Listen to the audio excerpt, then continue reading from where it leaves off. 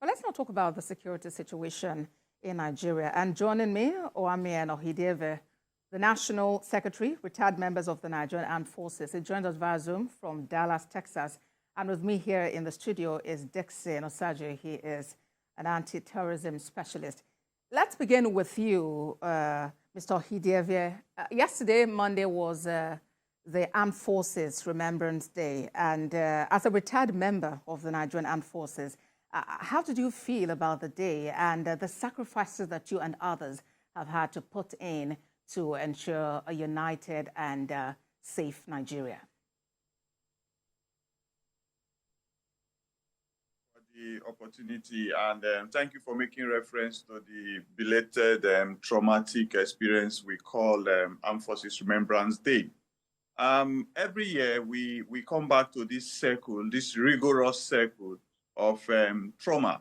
And I assure you that this present regime of President Tinubu will look into it because so many documents have been forwarded to the president.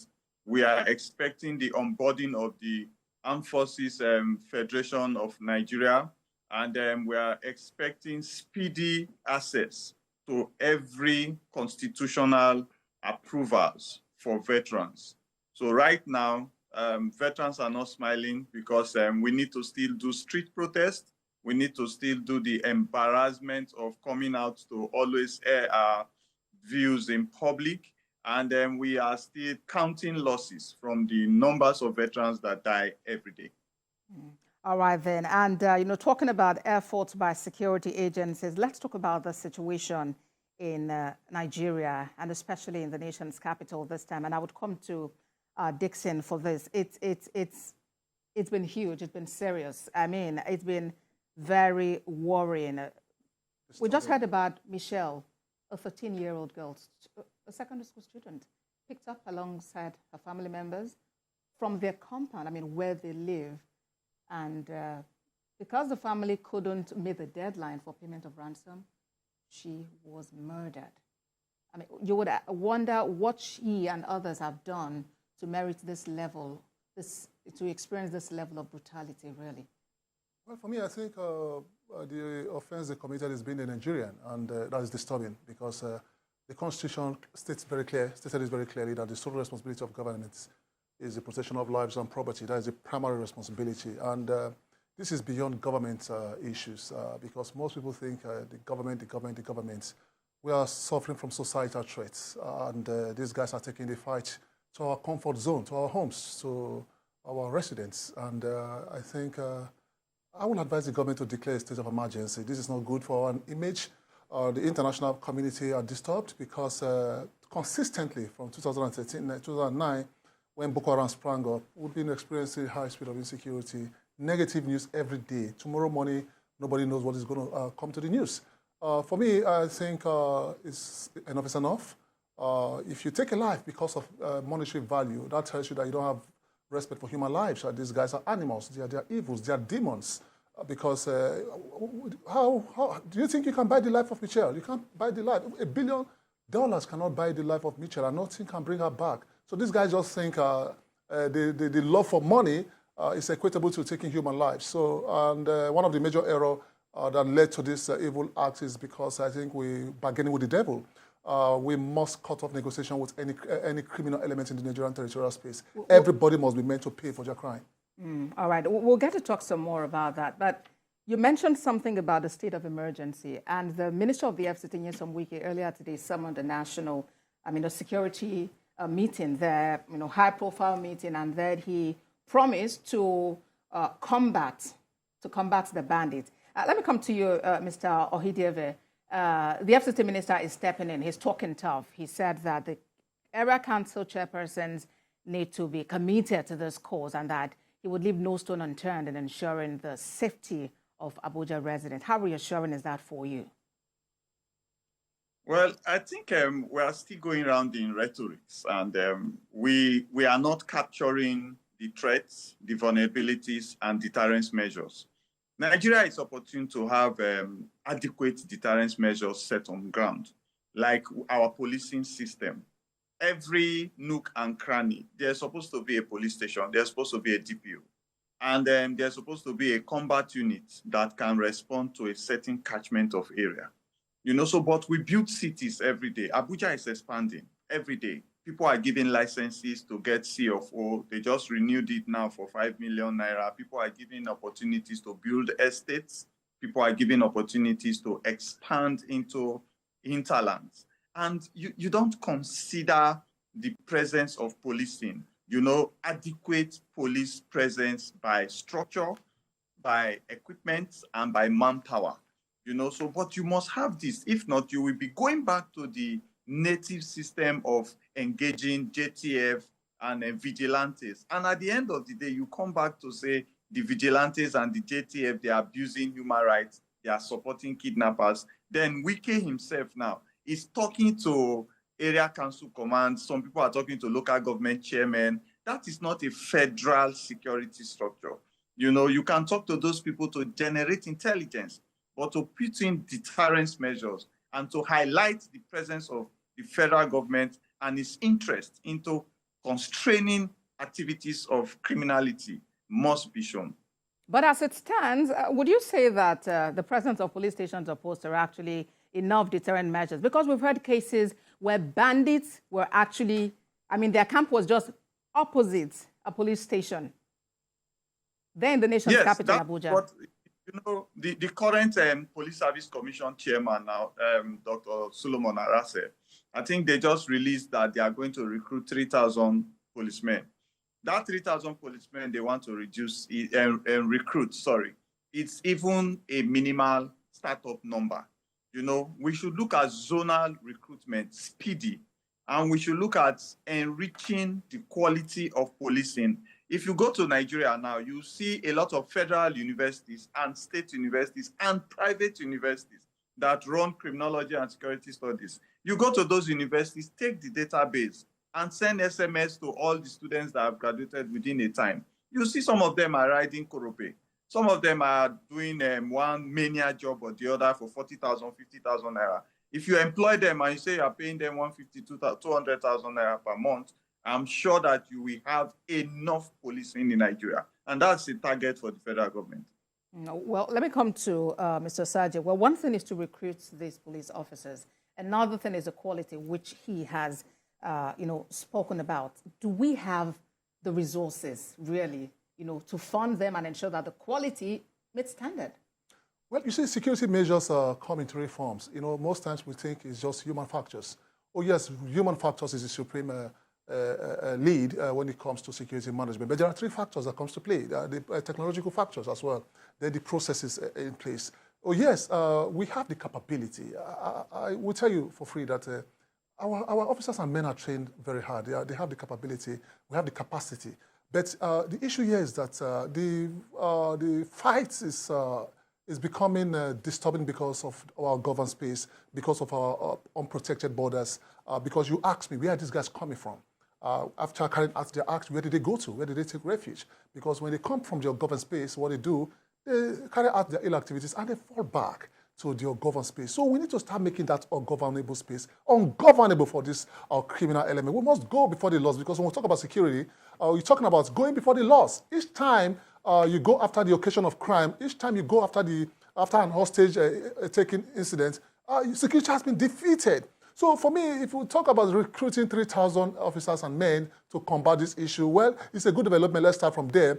But we need to pursue these guys, take the fight to these guys, And they are going to homes, estates, and picking people from their house. Nobody's going to want to sleep well at night. So for me, the government should start looking at, having an effective synergy. The police, the army, the navy, the air force needs to come and synergize. Hey, we have a problem at hand, and the problem at hand is that the Nigerian territorial space has been threatened by some group of criminal elements. Who are these criminal elements? How do we fetch them and bring them to book? Is it that we fetch them today, tomorrow we grant them amnesty? A picture was flying around some few days ago that one one terrorist or one gang leader or whatever the case has been recruited into the constabulary force. No. Either constabulary force, policing, private guard services, no criminal must find his way into our protective services. That is why before you join the military, you have to undergo background check. You need to check where you're coming from. Have you been an ex-convict or were you once a criminal? Nobody must be given the opportunity to serve the Nigerian state protection-wise if you're an ex-convict. And people must be meant to pay for the crime they commit against the Nigerian state. If you don't punish people, Abosede, crime will flourish. And that is the truth. If you grant amnesty to criminals, crime will flourish. They would think that the Nigerian space is where you come, commit crime, go back to the government, appease the government, they will not grant you amnesty. Amnesty for what? No. I believe in de-radicalization. I believe in reintegration. But you must be punished. And that's why you have the correctional facilities in place for you to go through the correctional facilities for the purpose of rehabilitation. In exception of cases of felony and a treasonable offense or taking you can't kill someone and get amnesty. When you kill someone, you pay for it. So we need to start looking at our punishment measures, our punishment mechanism, the judicial system, the courts, and the prison. We need to come together and make sure that we bring people back to book. If we don't hold people accountable for crime they commit, crime will continue to flourish in the Nigerian territorial space, no matter the number of people you are employed into the Nigerian security services. You talked about the correctional facilities. Are they really equipped for a place where people should be de-radicalized? People go there and come out more hardened of a criminal. That's the problem as well, because the correctional facility is meant for rehabilitation, retribution. Because when you are punished for a crime, you are expected to, be reformed and be reintegrated back to the society, to live a better life and to support or, do well for the Nigerian state. But I don't know what's happening in the correctional facilities. Do we need to privatize it? For me, I will advise we privatize our correctional facilities. Let's understand why these guys go to the prison, come back more hardened of a criminal. Nobody's even scared to go into the prison again. I can name 1 or 2 cases where guys who came out from prison activity services organized themselves, built a 10-man gang squad, and tried to assassinate one of my clients. So I understand what is happening in the Nigerian territorial space. We need to start holding people accountable. Accountability needs to come to the table as well. From the vertical and horizontal plane, everyone needs to be accountable in your own space of duty. You don't come and serve the Nigerian state and just go without accountability. When we start holding them accountable, all our leaders, both service chiefs, police officers and men, I tell you, we will get things right in our country, Nigeria. All right, accountability. Now let's talk about the place of technology. Mr. Hidieve, in the Abuja issue now, we've seen that, the bandits have actually reached out to the families and demanded an increase, in ransom. And that's because of the public outcry that this issue is generating. What do you make of that? The place of ransom payment, should families actually, heed these calls, or should they just, rely solely on the fact that the security agencies would be on the trail of these attackers and bring the loved ones back home? Thank you very much. Thank you also for this opportunity. You see, I want to take us back to the time of Abakari. When certain kidnap cases and high-profile cases are speedily closed. Before you know what's happening, you see the kidnapper being paraded, or the soft targets being paraded. And the onus then was on discoveries that Abakari actually has certain devices that he bought himself, that he uses to execute such. So I'm asking, is that not a template? Let's say nobody knows anything. We don't know about technology. But is that not a template?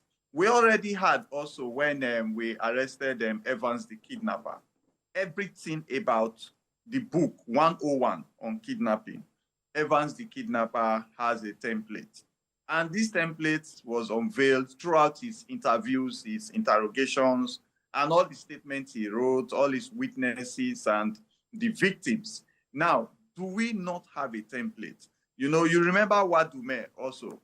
Wadume was caught up and brought in, and there was interagency clashes. People died. Officers died.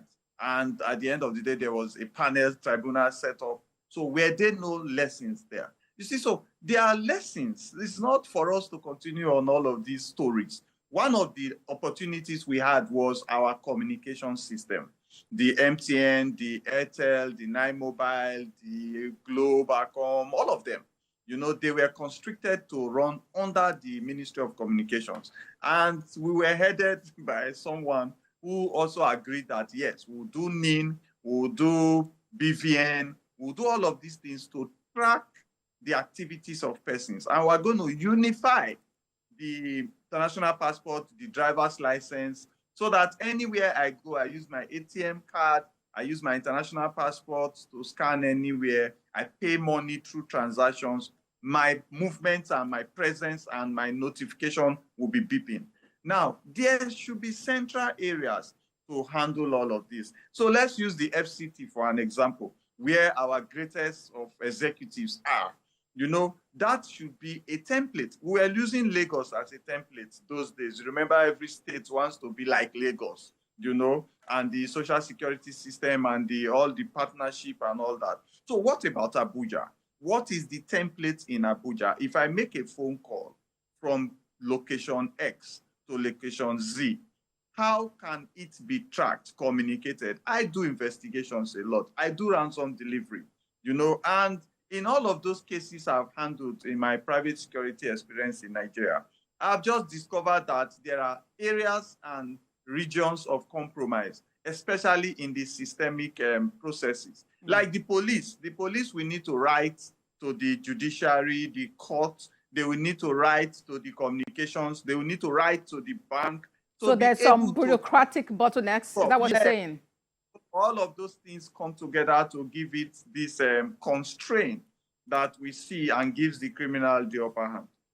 All right. So how do we tackle this bottlenecks that we're experiencing and ensure that these details that government agencies continue to get from us as citizens can be collated, unified, just as he has said, to ensure our security?